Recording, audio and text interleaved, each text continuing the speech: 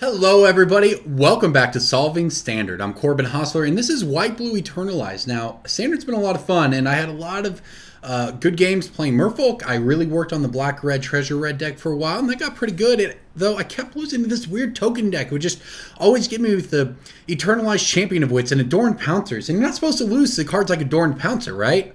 Well, as it turns out, that might actually just be a really good card in Standard right now. And this deck proves it. White Blue Eternalize top-aided and open within the past, I guess, week and a half or so. And this is the deck. It's really cool. And you know what? 4 Anointed Procession and Constructed, sign me up. So this is what we're doing. Adorned Pouncer. Double Strike 1/1 for 2 mana. Doesn't seem very good, right? But you know what? He Eternalizes for 5, comes back, and it's a 4/4 first strike, double striker. We also have Sunscourge Champion. And when it enters the battlefield, you gain life equal to power. 2/3 for 3. Again, meh, but it Eternalizes, in this case, for 4 mana and discarding a card. Comes back and you gain 4 life.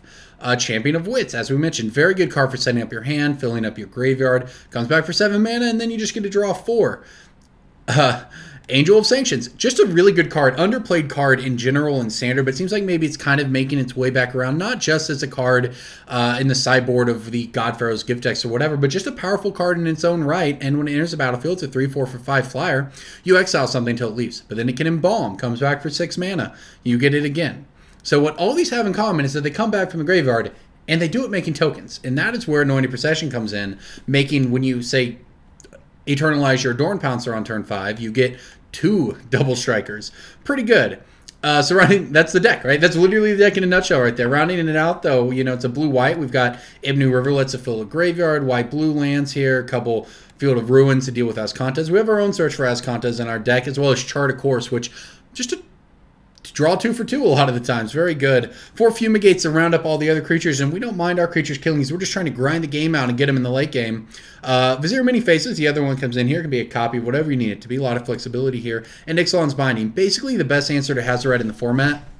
Outside of maybe Hour of Glory or something.